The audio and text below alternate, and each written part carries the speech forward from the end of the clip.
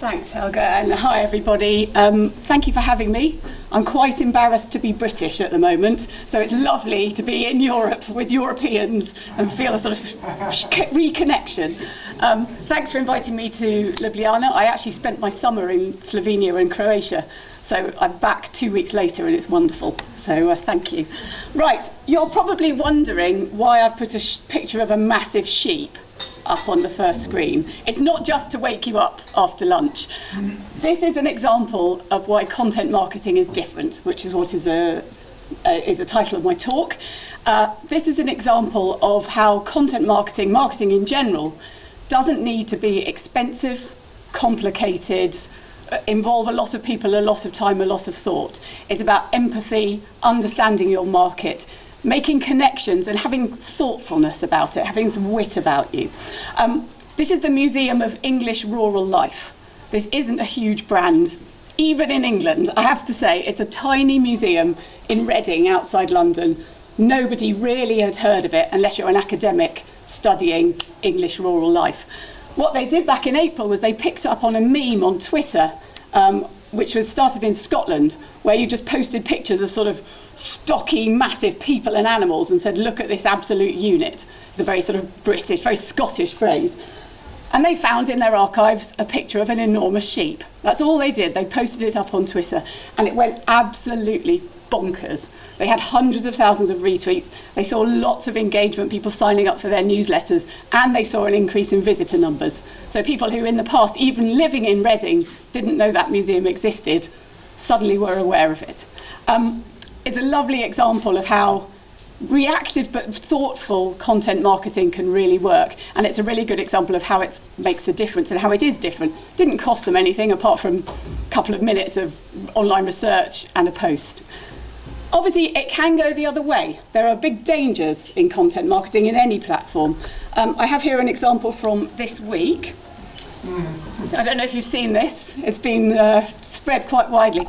This is Scarlett London, who's a British, I think, influencer who works a lot with brands, and her whole Instagram feed is about sort of positive messages and beautiful imagery and aspirational places, things she's doing, activities. She ran a paid partnership with Listerine, a mouthwash brand. And it's all gone a bit wrong, I think, because they haven't done their thinking about what their content is showing. I'll give you some examples. Firstly, her morning pancakes are actually tortillas with 2 strawberries on the top. Her bedspread has a photograph of herself on it. Again, ever so slightly jarring, I think, when you start unpicking it. On the head of her bed, there are pictures propped up, which is obviously extremely dangerous if you're trying to sleep in it. The mouthwash, where would you normally keep your mouthwash? In the bathroom. It's on her bedside table. And finally, and this is the most offensive, particularly to British eyes, there's no tea in her morning teacup. Now, on first view, it looks very nice, it's very pretty, but you start unpicking it and you can see how actually for a brand, it's not necessarily that aspirational, that their content is sort of rushed, not thought through. They've bought the influence, but they haven't actually thought about what that's saying and what that's doing, and it makes the whole brand look rather stupid, actually. There's other examples of this that Listerine have done. Again, somebody sitting reading her magazine with a bottle of mouthwash. Just doesn't really work. What I'm going to do today is show you lots of examples of content from across a wide range of suppliers, I guess, both educational, trade publishing, and then in the broader consumer market. Because I think one thing we can learn from any piece of content is just what we can take back into our business. And I'm very mindful that educational publishers do not have a lot of money to spend on marketing. But I hope there are tips and hints here that will really help you to think about ways in which you can connect with your customers in a very personal way. My background very quickly, as Helga mentioned, I was publishing director at Hodder Education for 11 years. Prior to that, I published and wrote children's library books for primary market and educational materials. So I know a lot about ancient Egypt, space, and the Tudors. They're my specialist subjects. Subsequent to that, I've been a consultant for the last 9 years. I work with a lot of educational publishers, like Oxford University Press, Collins, and I do a lot of work on that connection between educational materials, teachers as real people, because sometimes I think publishers forget that these are real people at the end of the process, parents and students. So it's a sort of mixture of that. I also work for non-publishing brands. I do a lot of work in sport, so I've worked for the Premier League, worked for the UFC, the cage fighting, which I never quite thought I'd be doing. That's when I went into publishing. And I work with the V&A Museum on adult learning. And finally, I'm a trainer for Google. So I hope across all these things, I can bring you lots of sort of inspiration and examples that you can then take back into your businesses. So first question, and this is something that there's often a silence as people start really thinking this through. What is content? Anyone got any ideas? Yeah? Anything what target group is interested about. It doesn't, the form doesn't matter. Brilliant, absolutely. Normally the answer I get is video. So that's perfect. In fact, I might just go home if that's okay. Anything else? Okay, I think we can live with that. That's great. So yes, it's anything. It's stuff that basically makes people feel something. Anything that has meaning and relevance for your target audience, and a communication that tells your story. And I think storytelling is really important. Coming back to Natasha, your points about sort of human communication with promoters, it's the same thing. It's having that storytelling, that connection. So think about how your communications are telling your story. That's the point of content. It's not just about selling a product. And to go to your point, yes, anything that's relevant, useful and engaging for people in the moments that matter.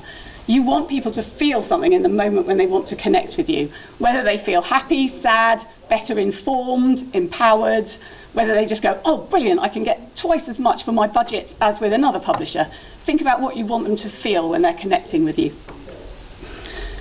Another key thing is thinking carefully about your targeting. So if you're putting out content marketing, it's really important not to just push one piece of content out on all your channels and hope it sort of sticks. The most important thing is to think about your different channels and how you can tailor your content or create new content to support the audiences who are on those channels, and we'll talk about that a bit more later. And again, make sure it's bespoke for the needs of your audience. So an administrator in a school is going to have very different needs to a subject coordinator, or to a principal, or to a new teacher doing their training. Think really hard about those segments and how you can make your marketing work for them. Talk to schools as well. Go in and talk to teachers about what they really want.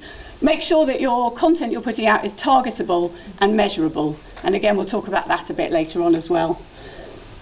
And the key thing really is finding the sort of sweet spot between what real people at the end of the process actually need.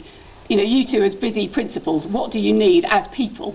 It's not just a title, it's your job, it's your life. And your commercial objectives. And if you can find that middle point of the Venn diagram, that's where your content will really work. That's where your massive sheep actually starts taking off. I'm going to come back to the massive sheep, sorry. Sort of my favourite things I've seen for a while. And the key thing within this, as I said, is just to make sure that you're making people feel something at that point. Moving on from that, so what makes content marketing different? So the key thing about content marketing is it's about people. And I can't go to lots of presentations, and I do it myself, where we talk about audience, customers, consumers, users. It's really important to always think of them as people. They're people with other interests, busy lives. They might be having a bad day. They might be desperate to hear from you. They might think you emailing them is the worst thing that could possibly happen.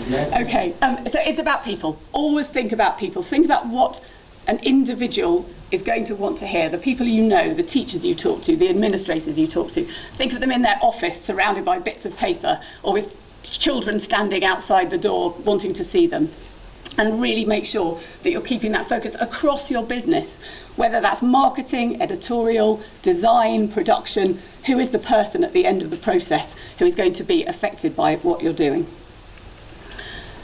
Just as an example, this is the age profile of UK primary and secondary teachers last year. As you can see, they're young. They're young. Lots of people are leaving teaching quite young in the UK. If you look at some of the marketing materials that come out of British publishers, they're not geared to that generation. It goes back to your timeline earlier. They look old. The digital experience isn't that good. And when you're talking to 25 to 34-year-olds, they expect digital experiences to be really good. They sign up to brilliant newsletters. They're quite choosy about who they engage with. And again, thinking hard about the demographics of people, particularly age, because people are moving on. You know, my daughter's 15. In 3 years' time, she could be doing teacher training. Yeah, she is on her phone, much to my horror, most of the time. She's connected. She expects things to work, and she expects to have good, solid, meaningful communication that she can engage with. And it's very important to just look at all your available data on things like teacher ages and tailor your communications accordingly. A new teacher coming in is going to have very different expectations to maybe somebody who's been teaching for 25 years. You're the experts down at the front, but it's very important to bear that in mind. The other key thing to think about with your communication is who are you talking to? Which segments of your market are you prioritising, and how are you going to use content to really reach and engage with them? I've got a rather ugly diagram, but hopefully it makes sense here. There's 3 segments, and I've done a lot of work with sports fan engagements. So this is where this comes from, but actually these segments work for any business. If you think about fans, you think about customers, the key place to start really is your hardcore audience, the people who already like you, already buy your stuff, talk about you, welcome your promoters into the classroom. They're really, really valuable. And I think there's often a push in marketing to kind of go out after all the new shiny things that are out there. Don't forget your hardcore. They need flattery, and they need some inspiration. They want your expertise, and they want your insight and your support. You know, if you're developing a relationship with a school administrator, the more support and insight you could give them, the better. Moving on, you've got your curious audience. They might have come across you a bit, might have given you a business card at a conference. And again, they need different things. So they need you to show that you're useful and relevant. The hardcore know that. They like you. How do you show that you're useful and relevant? How can you make their experience personalised so they feel that your product is going to have meaning? And what incentives can you give them? Biscuits and tea and cake and presents. Completely brilliant. Think about that from a digital point of view as well. Where's the incentive for them to explore more with you or sign up to you? And finally, you have your casual audience who you have to work harder for. They might be a bigger audience, but they might not have heard of you. They might be using somebody else's materials. Again, they have different content needs, whether that's more education. You need to show them, you need to help them learn why you're their best option. Give them lots more samples. And again, I know that there's, certainly in the UK, there's been a big debate about digital copies, desk copies of books, digital samples, how much do you give away? The key thing is to test it with your market and see what they want. And then clear paths in your content to discovering what you do, whether that's to a video, whether it's to talk to a rep. One thing that isn't done enough, I think, is if you're running Google ads, making sure there's a phone number you can click from your mobile to talk to a rep. There's tiny little things, as well as expensive, difficult, more complex pieces of work that you can do. And in terms of size of market, obviously your average revenue per user or per person is much higher for your hardcore. They've already bought from you, they're likely to do again, but your size of your market increases as you go up towards your curious and casual. And this is quite a useful chart to use when you're talking about marketing and talking about your priorities, because it just helps you to sort of quantify who you want to talk to. The other key thing about the hardcore audience, don't forget they often can help you spread the word. So get your customers up at conferences, get them to tweet about you, to talk to in your networks about you, and make sure you're giving them the tools to help spread your messages, whether that's free stuff to show around or nice insights into what you do and how you work. Think about the messages that you can then give to your friends in education. One of the key things that Google talks about, and there's some really, if you look on Google's blog, there's some really detailed information about this, is moving away from the whole idea of sort of a demographic, of looking at a big chunk of the market and sort of spraying out a load of marketing and hoping it sticks. And this is a really interesting way to think about your content marketing, is to think about the moments that matter to the person at the end of the process. So what is the moment at which they are going to want to connect with you? Is that someone at the start of term going, oh, I wish I had some lesson plans to hand to my teachers? Is it an administrator saying, I really wish there was a map that could help me work my way through all the materials that are available? Think very hard about those moments. Put yourselves in the shoes of the person at the end of the process. Google divide them up into 4, which are quite useful again to help you segment. So I want to know moments. They're not necessarily going to purchase, and what you don't want to do is jump in there and give them hard sell messages. They might just be searching. They might be asking a question on a teacher chat on Twitter. Those are moments that you can start to think about what kind of content you might want to give them to say, hi, we're here, come and explore. I want to go moments. Don't know how relevant this is necessarily, but again, think about people searching for, I don't know, might be places that stock my books near me because I want to go and buy some quickly, for example. Are there opportunities using map searches, to actually engage with people sort of almost in real time and in real places? Is there something you could do where you could connect a teacher who is on holiday to another teacher to have a chat in a different country? I don't know, there's probably little ways you could really help to give teachers content to really help them develop. I want to do moments when someone needs help completing a task. So that could be, I'm looking for resources for my 4th years in history. It could be something as simple as that. They actually want help finding something, doing something.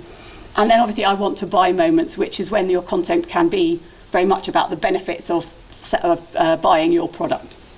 And again, we'll have a look at some of these in a minute. But like I said, Google's blog is very good for having a look at the definitions of that, so I would recommend signing up. So thinking about delivering moments that matter. You've identified your customer. How are you going to think about what moments could actually have meaning? And there's a little checklist here that hopefully will be useful. Scale is important. Is there a realistic audience for what you're doing? Can you identify it? Can you actually quantify it? If you can't, then you need to think very hard about your priorities and your focus. I think in educational publishing, it's kind of gloriously more easy than in, say, trade publishing, where you just go, well, women who like romantic fiction, who might go into a bookshop, at least you know your numbers, you know your teacher numbers. But actually, with content marketing, going even more detail, going even more granular and looking, for example, at the average ages of primary teachers can really make that difference.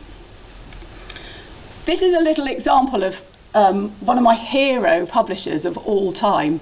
They came on one of my courses and were explaining what they do, and we were all just open-mouthed about how they've managed to market and monetize their content. So this is Forum Business Media. I'm not sure where they're based. I think they're German, I'm not sure. But they run these, they have these products called 10-minute briefings, which are briefings for administrators in schools that basically condense government documents into something that can be read in 10 minutes. Now, coming from a sort of trade publishing background, something that lasts 10 minutes, in my view, should be very cheap, 4-5 euros, for example. And when they first launched these, they really understood their market. This is a while ago they first launched them, and they knew that teachers only used Palm Pilots at that point, Blackberries, things like that. Administrators, only used Blackberries. This is a long time ago. And so they really optimized everything they did for Blackberry screens. It was only PDF. It was very simple. And they charged to start with £9.99 for these 10-minute briefings. And they sold masses because they'd found a piece of content that was absolutely right for their market, and no one else was doing it. It was helpful, it was meaningful, it was engaging. So they put the price up to £19.99, and they still sold. So they put it up and up and up. And last time I looked, they were £50 for a 10-minute briefing because the content was so useful. So content, it doesn't have to be free. It just needs to work and be relevant and meaningful. Targetability.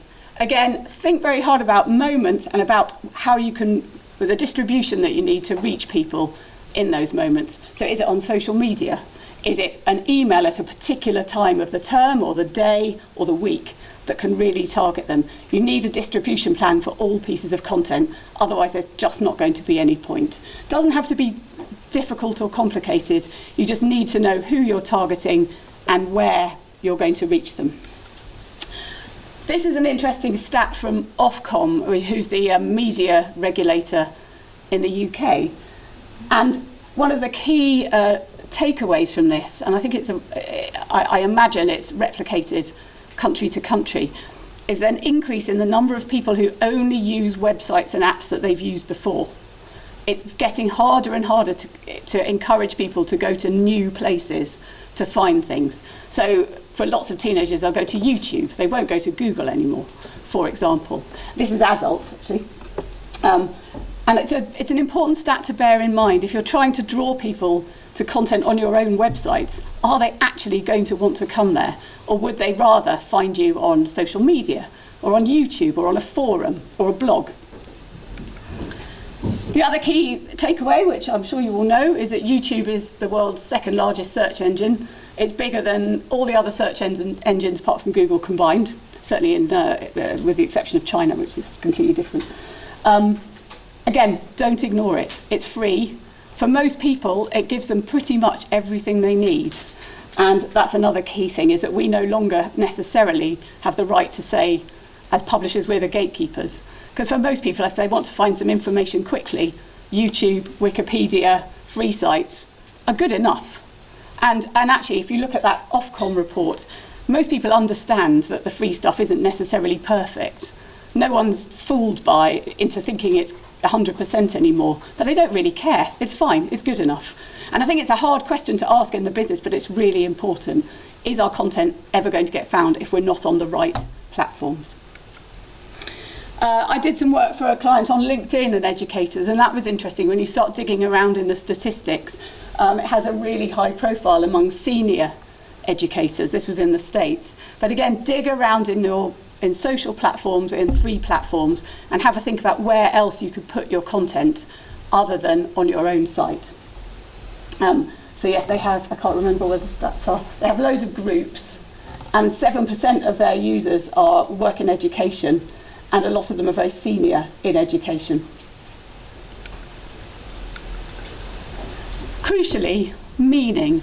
Meaning is really important. And again, if you're thinking about content marketing, think, what meaning does this have to my customers? Is it genuinely interesting? And I'd say 99.9% of the time, a message that says, buy our stuff, isn't that interesting, unless they actually want to buy your stuff in that moment. Think hard about what is actually going to be of interest, of value, and of relevance, without wasting people's time. You know, teachers are busy. But is there something that can really sort of hit home in terms of giving them information that they need, that they're going to value? I'm going to divert a little bit onto babies and pregnancy and that sort of thing. But has anyone seen Baby Centre? Okay, this is a brilliant example, and I've used this with a lot of education publishers actually as an example, so bear with me. This is a brilliant example of meeting your customers on the right platform at the right moment and then delivering a content experience that works astoundingly well. So Baby Centre is a pregnancy and birth website. It takes you from it takes you from ovulation, actually, if you want it to, I'll come on to that, up to about age 4 or 5. You register, it's free. It's actually owned by Johnson & Johnson, the healthcare brand, but it's not branded at all. You wouldn't know. You get the odd advert in things from Johnson brands, but I hadn't made the connection until I started digging. In terms of marketing, they obviously sell ads and they sell marketing messages. But their key thing is their audience say that they're psychic.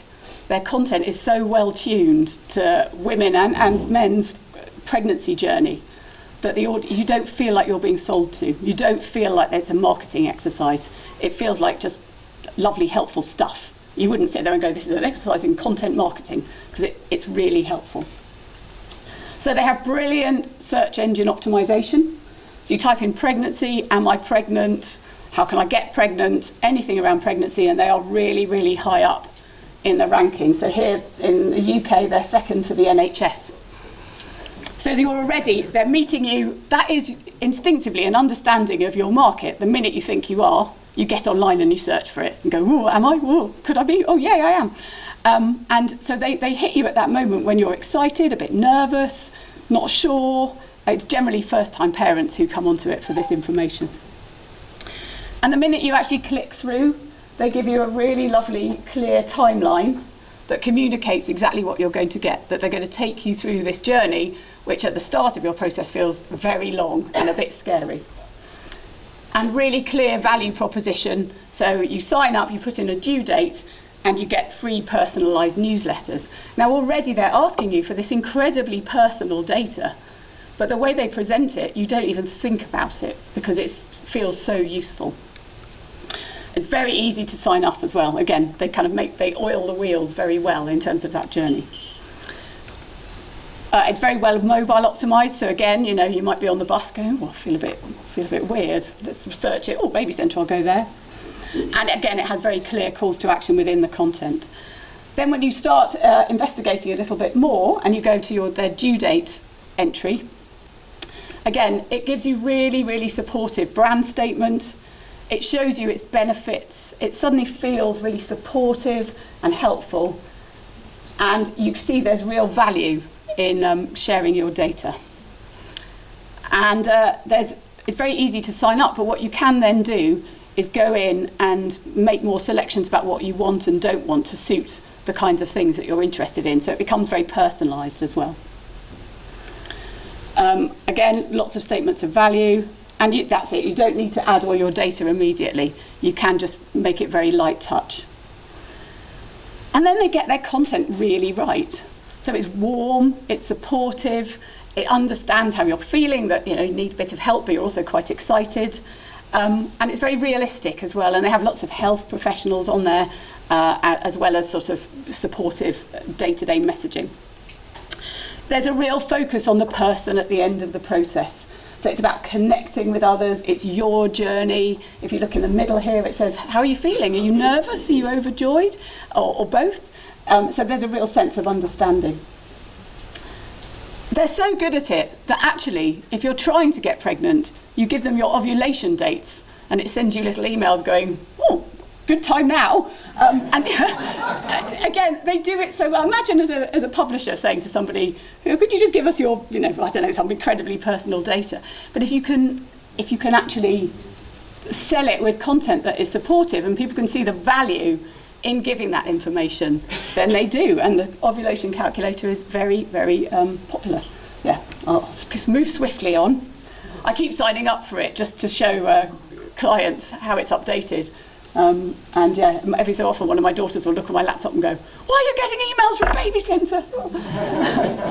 And so each week you get a newsletter, tells you what your baby's up to, gives you recommendations for how you can keep healthy, and generally just supports you along that journey. And again, always with a very warm tone of voice. You get a sense of where you are on the top there. And it does have advertising, but it's actually really well targeted. So, the month you start getting bigger, they give you kind of various creams to help with stretch marks, that sort of thing. It's helpful, useful advertising rather than just blanket. And lots of calls to action for sharing. And again, one of the key things with content is to make sure you're giving people something to do at the end of it. Again, focus on the person, so I didn't realise that was in twice. And basically, they've thought about parental need at every stage of the journey and thought about their information architecture. Now, the reason I show Baby Centre is I think in a school calendar, there's a fixed journey. There's a point at which, people are looking for new materials, or even in a government calendar about curriculum change, for example. And I think it's a really good model to think about how your content can help support customers through the journey of that year, or through the journey of moving up to curriculum change. We've just had a big shake-up of GCSEs in the UK, and teachers are amazing about coping with it, but still there's a sense that no one is, the government aren't producing a lot of sample materials, for example. So how can you as a publisher get into that in a supportive, helpful way in the build-up to that process. So it's all about usefulness, and it's all about a focus on what people need at the end of the process. The other clever thing that they've done is they operate in lots of different countries, but it's almost like a franchise. So they have very different content for different countries. So their Indian site is much more about maternal health than about baby health. It's about helping women to keep healthy during pregnancy. And that's what I really like about it. They've really thought about all their messaging. So moving on, this is key as well, is right to speak. Everyone's very busy. Everyone's quite hassled. People get, hundreds of emails a day of people trying to sell them something. People don't want you jumping into conversations if you don't have a right to speak. And again, it's a really important question to ask if you're thinking about marketing. Do we have the right to say this? Do we have the right to be in here? This was a site I worked on for The Guardian. It's a Guardian teacher network, which launched in 2011. So it's free resources, news, that sort of thing for teachers from The Guardian newspaper. And our marketing was very much aimed at trying to target teachers at home. So individuals who were doing lesson planning on a Sunday night, for example, rather than necessarily having to go through the gatekeepers at school. And we really wanted to have teachers follow us with their personal email addresses throughout their teaching career. Because, as you know, it's very hard to keep track of people when they move around. And so in our marketing, we decided to really focus on key times of the day and night. So Sunday night, we always did a lot of activity, because our research showed that that's when lots of teachers are going, oh God, I've got year 10 tomorrow, what am I going to do? How can I kind of find something new to teach them? And a very personal tone. So we had very sort of helpful, empathetic content. Our Twitter feed was just, anyone need anything? Do you need a resource? Tell us what you want, and we'll go off and find it in our bank of resources. And we had hump day planning as well, for when everyone's feeling a bit, And it worked incredibly well, because we weren't trying to sell the site without showing the value. We were actually, then we'd give people a password to go and download that resource and use it. And it just, in a way, it sort of demonstrated what the site was about, showed that we were helpful, and showed that we understood that teachers were sitting at home trying to get their work done for the night, wanted something quick and easy.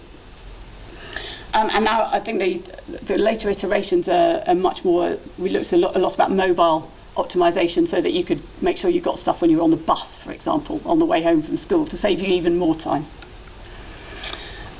Another example, very quickly, is Osprey Publishing, who are a military publisher. And this is absolutely lovely in terms of understanding their users.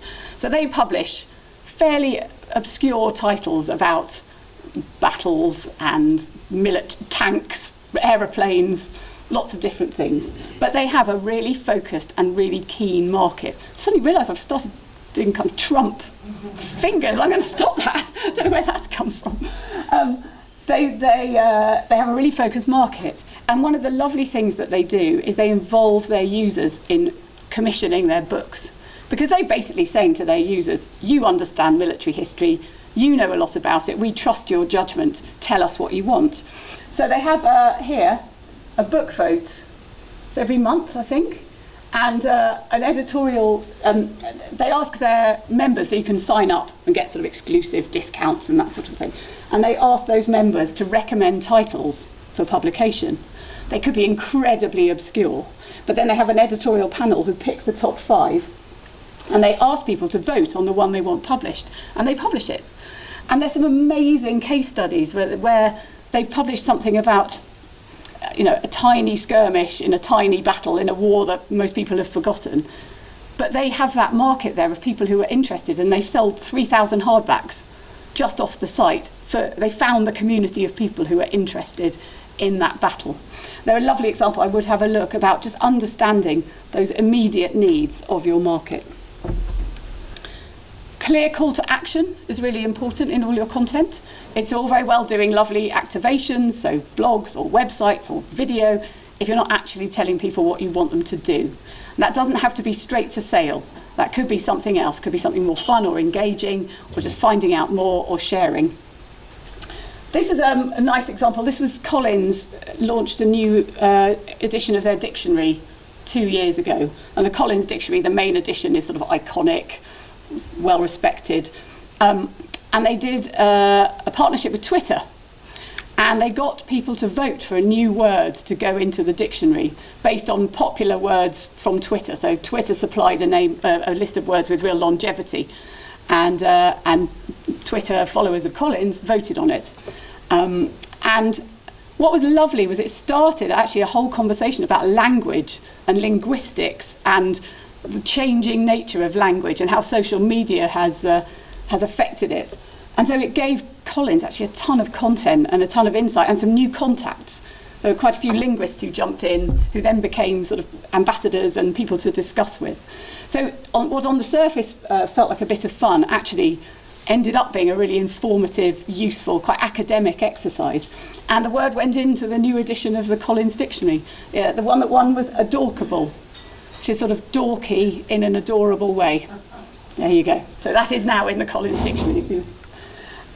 It did incredibly well on the first day. It got 7.5 million impressions.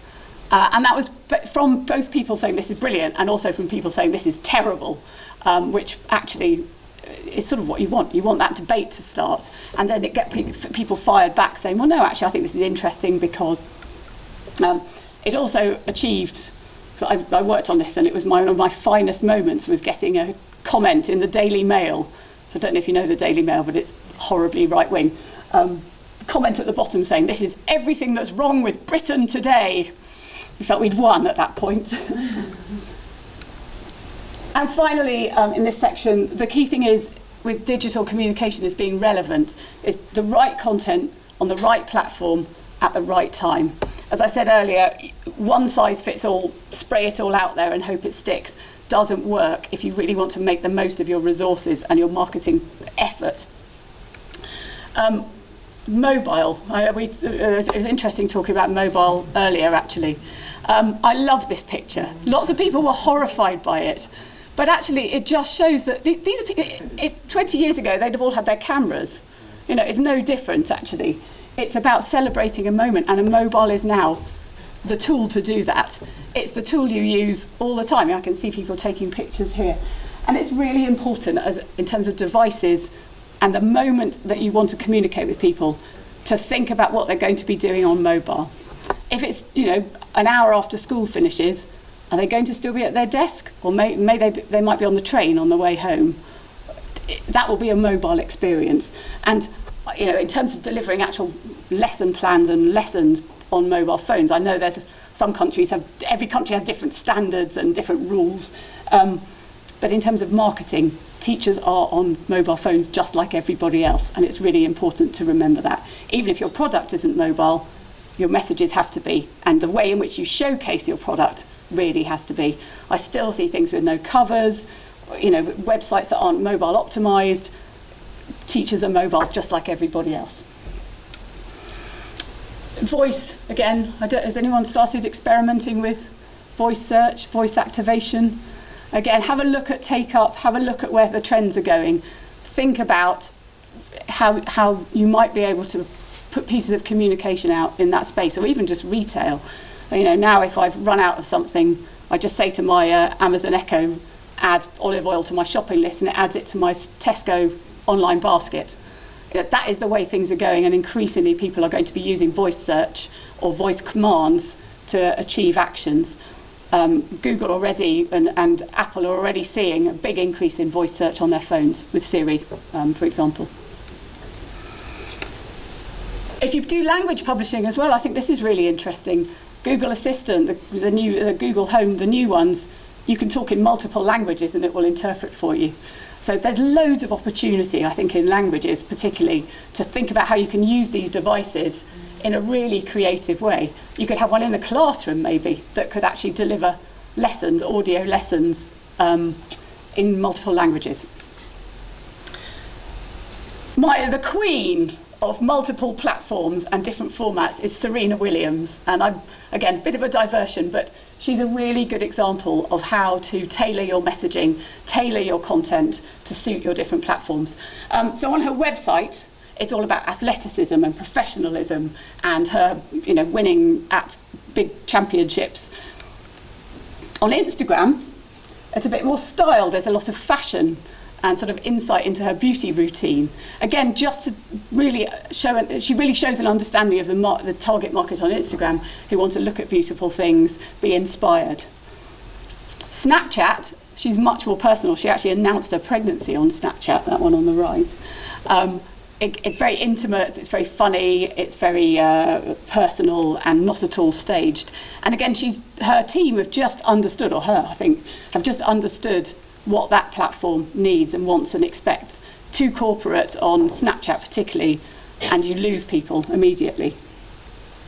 And then on YouTube, coming back to YouTube, she does lots of nice brand collaborations.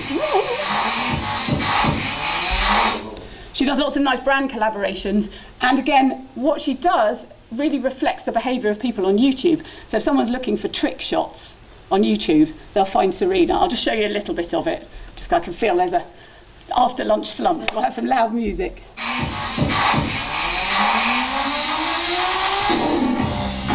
Perfect. What's up, guys? We're doing perfect, and I'm Sam Lamb. Welcome to 10 Trick Shots.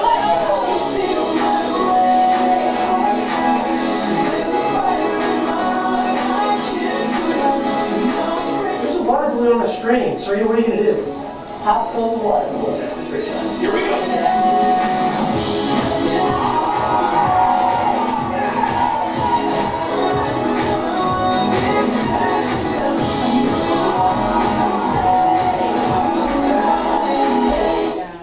Could watch it for ages, but we'll carry on. But it's about understanding your market, where they are, what they expect to see on those platforms. And that's no different whether it's Serena Williams, a history textbook publisher. It's the same lesson. And again, these things don't have to be expensive. They just have to be well thought through. So what else is content marketing about? And we had a lot of this morning. It's about feeling and not selling. It's about making people feel something. And I often see kind of educate, entertain, engage as what you're supposed to do. And I don't think that's quite, I'm not sure that's nuanced enough, because it could be just making people feel empowered, that they've actually just got a little bit of knowledge that allows them to go into a meeting and say something that they wouldn't have been able to say before. But think about, as you're planning your communications, what do we want people to feel that will actually then bring them towards us. Also, don't forget that there are a lot of other things that are frankly more fun than lesson planning, looking at textbooks, reading a book. I keep saying this to author conferences and everyone goes, but Candy Crush, whatever game you're into, it's more fun. We've got a lot more competition than we used to have just on a phone. If you're sending a slightly dull email newsletter out, people have got something else to switch off to now. They don't need you. One thing I always say to publishers actually is, if something is popular, a game, play it. Understand what your market is also interested in. Doesn't mean you have to make games, but you do need to understand their expectations and what else is there. I mean, I don't know about you, but I found my attention span has decreased massively over the last few years, just because it can. Because actually you can sit and work and then click on something else and then swipe on something else. And that's how people behave. And it's really important to have Candy Crush or Crossy Road 10 years ago, or whatever the big new thing is. Fortnite, isn't it? You have kids who play Fortnite. But play it. See what is driving people's interest. Thinking about feeling. This is coming a bit more back to education. This is Premier League Primary Stars. So this is a resource website for teachers that the Premier League introduced last year. It was interesting because they had a remit from the government to get free activations into all UK or English and Welsh primary schools. I think that's about 18,000 in a very short space of time. They already run programmes where representatives from clubs go into schools and do PE, do personal social health education. But obviously that tends to be focused on the schools around the big clubs rather than nationally. So they developed digital resources to support that, to try and get into lots of different clubs. Coming back to right to speak, actually, it was interesting because there was a concern that there'd be some resistance to the Premier League, because they're very commercial, it's branding, obviously football is appealing, but not to everybody. And certainly speaking to some teachers, there's a worry that football can be quite divisive, because you get, for example, boys who think they're brilliant, and everyone else tends to get a little bit sidelined and feel a little bit negative. So there were lots of issues to overcome about right to speak. But one of the key insights from teachers was about time. The amount of time that teachers have for PE, for physical education, for non-core academic subjects was tiny. So we had the heads of PE, the PE coordinators, who often are class teachers who do other things as well. They're not specialists, saying, well, I only have 5 minutes to plan. And that was the way in. That's what gave us our right to speak, was developing a website that had really quick lesson planning resources to help deliver not just football, to help deliver PE generally, and with a real focus on encouraging girls, for example, and making sure that you were encouraging children who maybe weren't as physically active as the footballers into the classroom or out onto the playing fields. And that was a real turning point in terms of thinking about feeling as well, and the person at the end of the process, because actually PE for a lot of primary teachers is a bit of a hassle. It's something that you stick on the end of your planning, and we really wanted to help support them in that moment. Going a bit more general and thinking about newsletters and communications, this is Spotify, who really understands feeling, personalisation in their communications. So on the left is a wrap-up of the year that they send to their customers. This isn't me, by the way. I just took it, so I don't actually know what's on there, but it's not me. That's all right. But they basically say, you listen to this much music, these are the things you liked, go and share this. And that works really well. And even their really basic sales communications just have a little touch in them, like a little silly video, something like that. But they've really thought about that content. They've really thought about how you can grab someone's attention and make them feel more positive towards Spotify. Another couple of examples of newsletters, and newsletter content is massively powerful. I think there's so many new digital shiny things that it's often easy to overlook your newsletter databases, and they are still really, really valuable. The key thing really is to not be about sales, is to be about useful content, industry news, insights from other teachers. Penguin Random House run a cookery newsletter and a crime newsletter that feature books from other publishers, feature what's been on TV. And that's done really well because they understand that actually their subscribers are crime fans. They're not Random House fans. They like crime. They don't care where it comes from, and it just gives them a real sense of support, and crucially, a sense that as a business you share what they're interested in. And that's the key thing about feeling. If someone loves something, or if they're really into something, you need to show that you're into it as well. You're not just cynically exploiting their interest. So on the left we have The Pool, which is a newsletter for women that launched, which just does really nice communications, short articles. It tells you how long they're going to take to read. It's very helpful, and it's a real mixture of content. And on the left is Cookery newsletter, which I think signing up some cookery newsletters for education publishers is really important, actually, because they always have free recipes. They always have very good instructions. And actually, if you can mirror that with free lesson plans, free content, free resources, you're suddenly being helpful. You're not interrupting, you're actually helping their day. So sign up to some of those and have a good look. This is another example of focusing on feeling and emotion. This was a campaign that Pan Macmillan ran called Wrapped with Love. This is a consumer book campaign, but there's some really interesting insight from it. So every year they run a big Christmas promotion, and every publisher runs a big Christmas promotion, where you say, here's a book, isn't it brilliant, buy it for someone for Christmas. But the insight that was gathered suggested that actually most people don't think books are necessarily a brilliant present. We do, because we love them. We're publishers and we're readers. But for a lot of people, it's nice, but sometimes it feels a bit last minute, or it feels like you haven't really thought about it.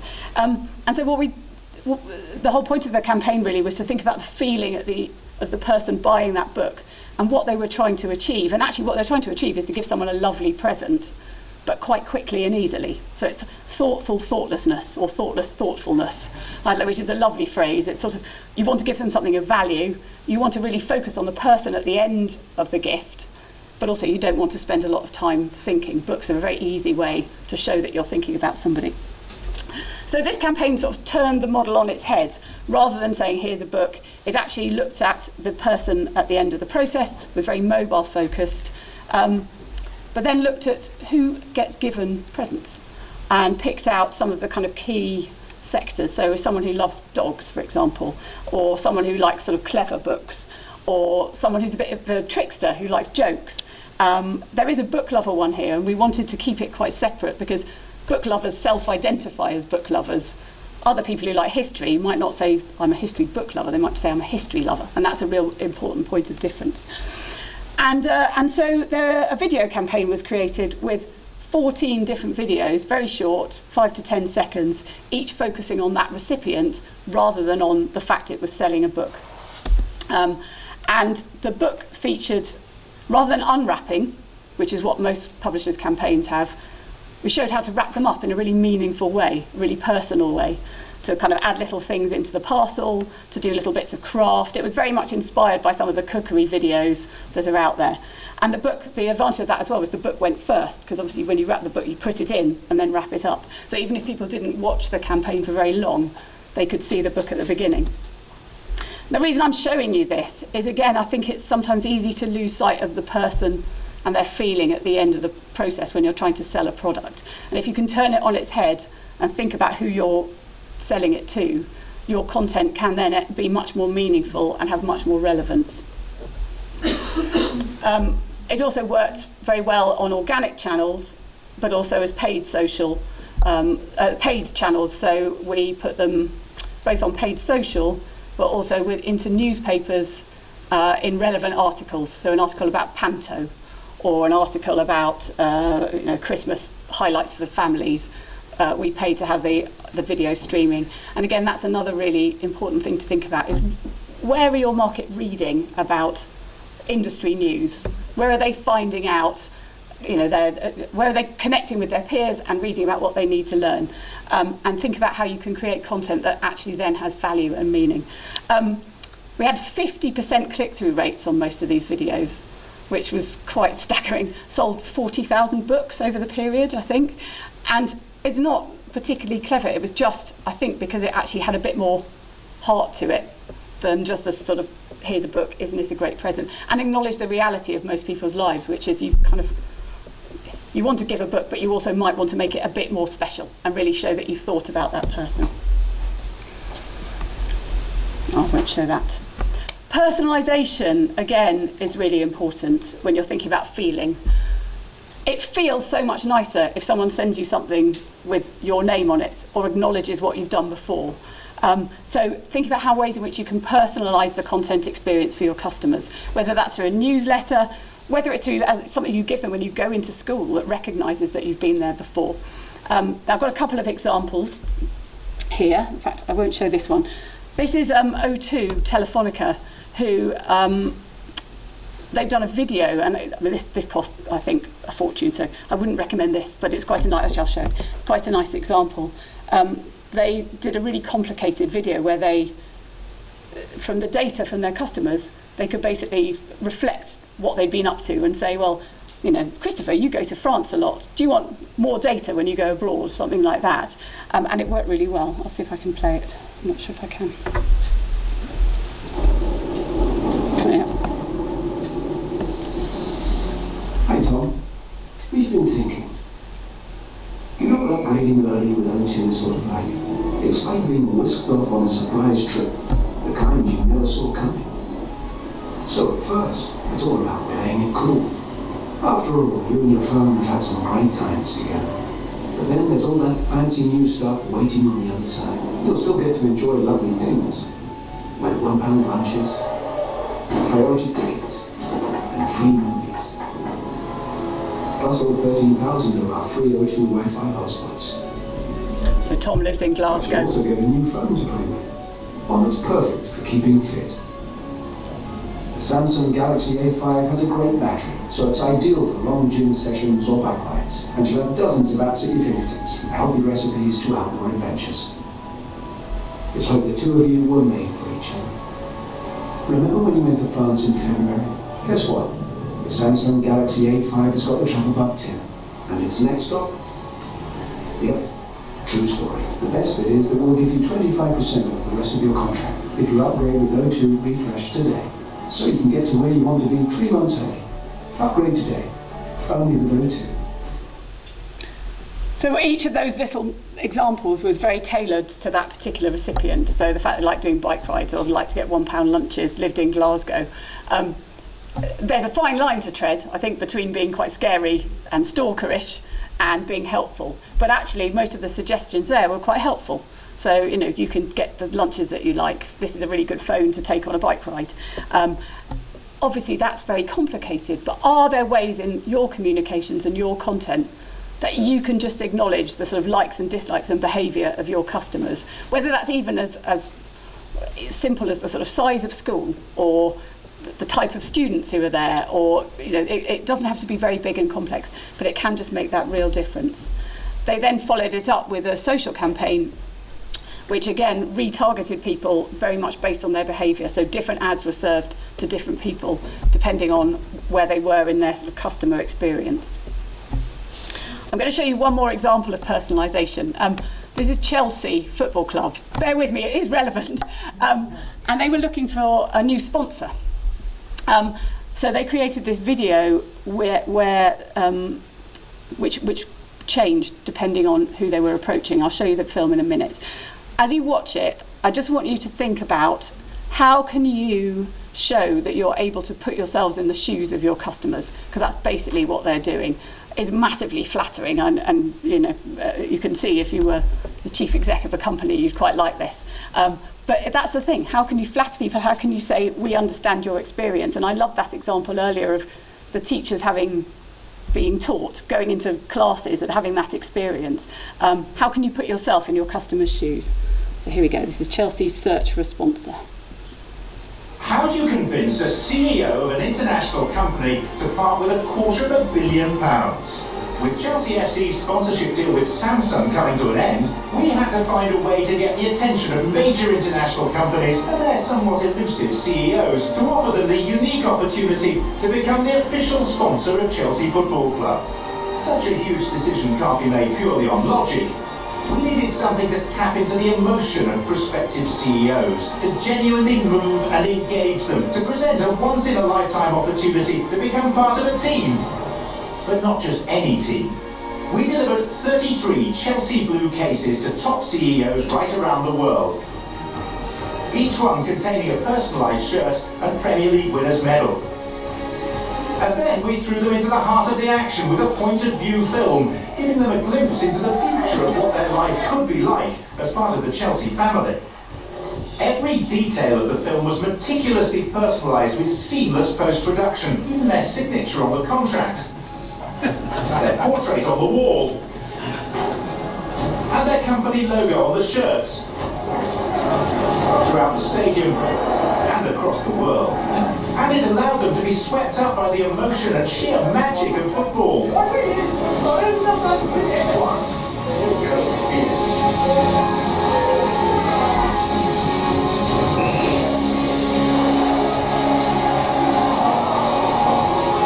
We showed them that this wasn't really a business decision, but that it would change their lives.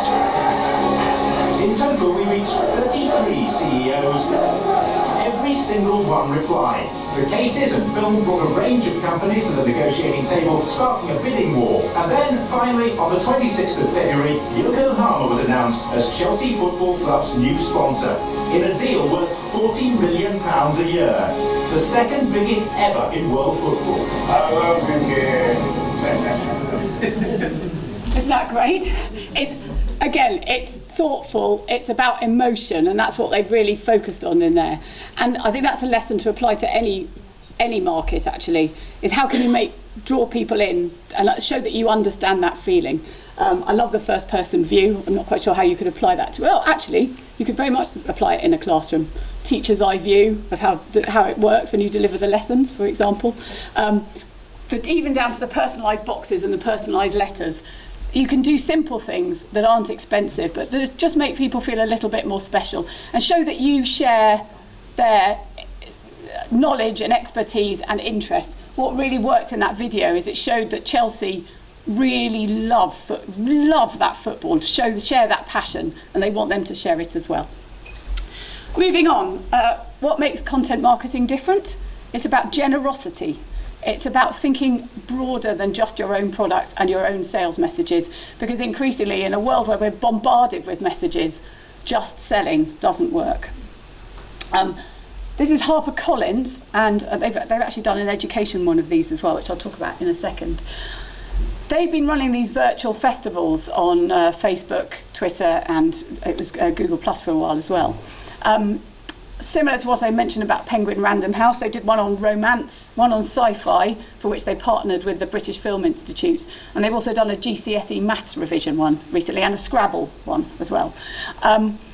And this brought together readers, writers, publishers, designers, all virtually over the course of a weekend, from multiple publishing houses and multiple backgrounds. It was not just about selling HarperCollins books.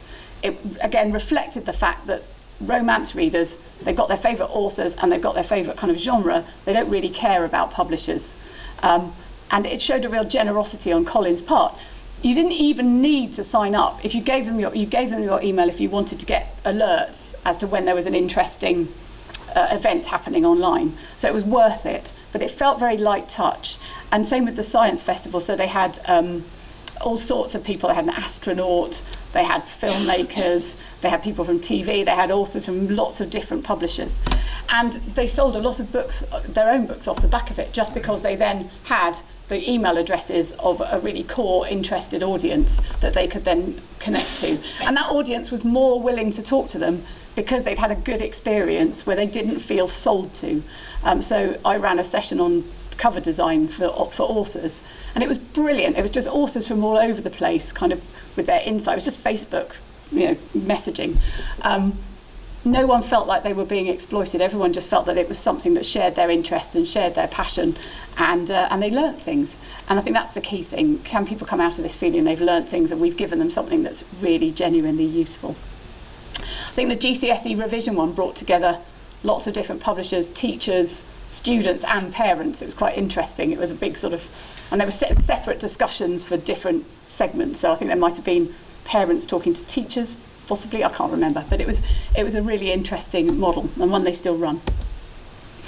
The other key thing about generosity is the 80-20 rule.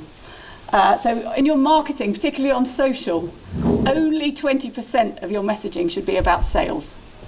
Only 20%. 80% should be useful, interesting stuff. And that might include reposting, retweeting things from other people. It could be replying to people, but again, without a sales message. The more you can show that you share people's interests and you share people's behaviour, the easier it then is to make that 20% of your sales messaging really work. And again, it's easy to get into a trap, especially when time is short, of just sort of doing scheduled posts that say, here's our new book. Better to focus on one platform, spend a little bit more time on it, and really think about creating good messaging, retweeting interesting educators, other publishers that can actually build a community around the knowledge that you're sharing on those platforms. Going back to sport and professional cage fighting, which I've dabbled in, not actually as a participant, but I did some marketing. UFC are a really good example of this, actually, because they obviously want to sell tickets and they want to sell subscriptions to the TV channels. But most of their content is completely fan-facing, so it's votes, it's polls, it's Q&As with their fighters, it's statistics, because that's what their sports fans really like, is lots of statistics. So think hard about what your market really wants, and professional tips, CPD, insights, that sort of thing. The more you can show that you're understanding that need, the more willing they'll be to sign up to you, to follow you, and to listen to what you have to say when you're ready to sell to them. I'll just turn this off for a sec. Oh no, I can get that running actually. Oh.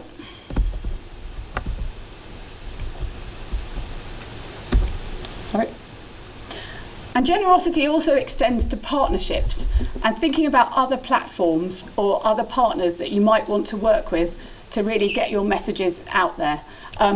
This is an example of a campaign last year. Joe.co.uk is a British site aimed at young men. And Pan Macmillan had a cookbook that was kind of tiny budget cooking, so it was sort of easy meals. And the easy thing would just have been to push that out on Pan Macmillan's channels, get it on Amazon. But they also collaborated with Joe, who is very much a Facebook-based platform, to create Joe's first cookery videos, because up to that point a lot of their videos have been sport, politics, that sort of thing. And actually for this collaboration, no money changed hands. It was a sort of an experiment. But the results were amazing. It had so many comments, I think 90,000 full views in the first half hour or something insane, which you would never ever get on your publisher's website, let's be honest. So thinking about partners that can help you to create content and also help you to push out messages is a really useful way to think about content creation. You don't have to do it all by yourself. So in this case, Joe actually did the filming because they wanted it to fit with their style. But Pan Macmillan provided the author and the recipes and that sort of thing. And we sold some cookbooks off the back of it. The other really important thing to remember about generosity, and someone touched on this earlier about students creating content, is that we're not the only creators anymore. This stat from Ofcom I think is really interesting. The green blocks here are the percentage of people who create content regularly, weekly, on their mobiles. And in pretty much every age category, up to 55 to 64, there's a significant majority of people who create content. People expect content to be really good, and they are able to make brilliant content themselves, and it's really important to recognise that. Whether that's someone filming a video on their phone, whether it's teachers creating their own materials, are there ways in which you can be generous and welcome people in and collaborate with them? And I know obviously quality is really important, but think about creative ways within your content that you can celebrate the fact that anyone can make things, and there are really good people out there making very interesting stuff. Just a little example from trade non-fiction. This is Miranda Hart. Don't know if has anyone seen Miranda. It's kind of slapstick. She's a comedian. She does a series where she just does a lot of falling over and fart jokes. Really, it's good. I love it. I'm very juvenile. So she put out an autobiography a few years ago, and what they did for their marketing and their content pre-launch was she asked her fans to send in examples of when they've been in embarrassing situations. And they had hundreds of thousands of entries, and they published them in a free ebook before the book published. And I can't remember the numbers, but it's a couple of 100,000 downloads, I think. And everyone who'd sent something in, everyone who featured in that ebook then told their friends. So not only did they get a great bit of content, they also got together a sort of a tribe of supporters who all felt valued by Miranda and celebrated. So think about ways in which you can celebrate your creators and those sort of innovators in your industries and how you can draw them in. Finally, I think content, it doesn't exist in a vacuum. There's no point in doing it if it's not going to get you found. So it's about being discoverable. And I could talk for days about this, so I'll keep it very brief. Sorry. I'll go on about it tomorrow as well. But think about the point of your content as well as engaging, making people feel something. How is it going to make you be discovered? In terms of search, key things to remember are obviously mobile optimization. Whatever you're doing, does it work on mobile? And again, this isn't about necessarily your products, because I realise that some products are not designed for mobile and, for a classroom, if it's a whiteboard product, for example. But your marketing needs to be optimized. It's the same industry, but they're very different things. Everything needs to look great on a mobile. Conversational search. So think about natural language and how that is interacting now with voice search and with voice devices, because it's no longer about stuffing your copy full of keywords. Your language has to sound natural, otherwise you get punished.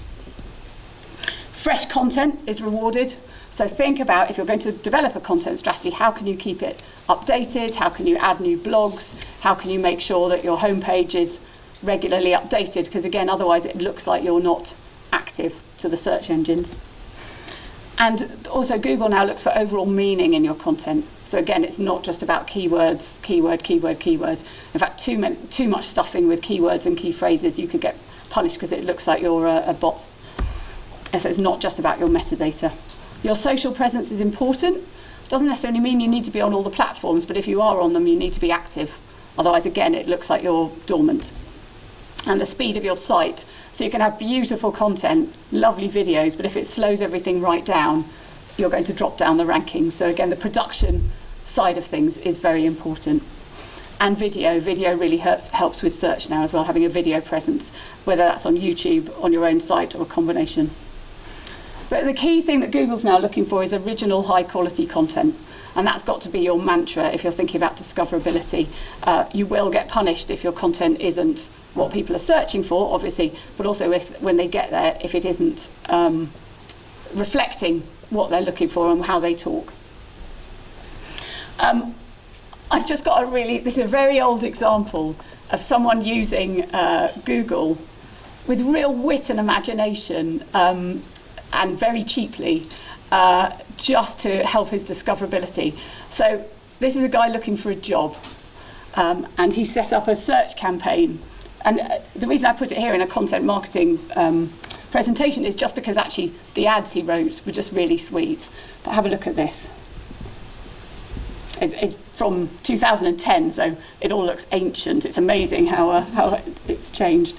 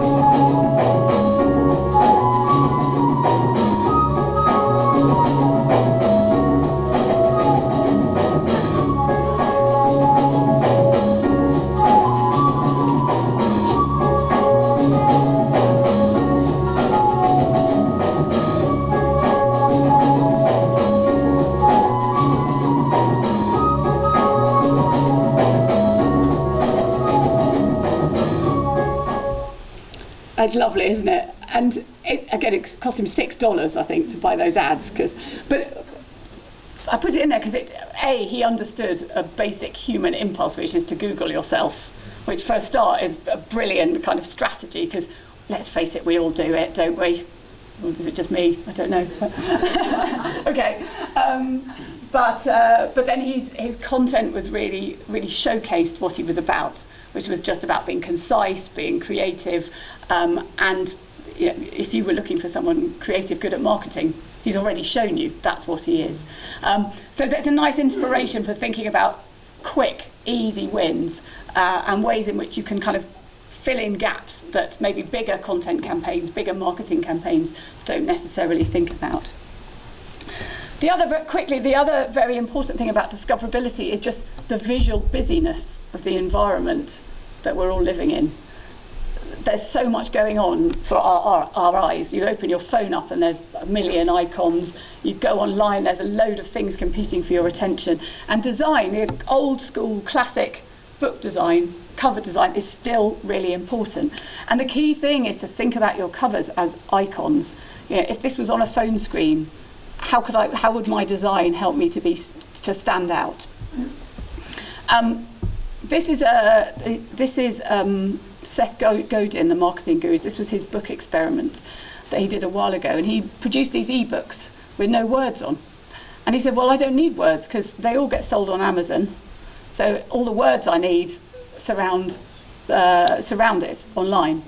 And so he just produced a series of some beautiful, some really ugly, but very eye-catching covers.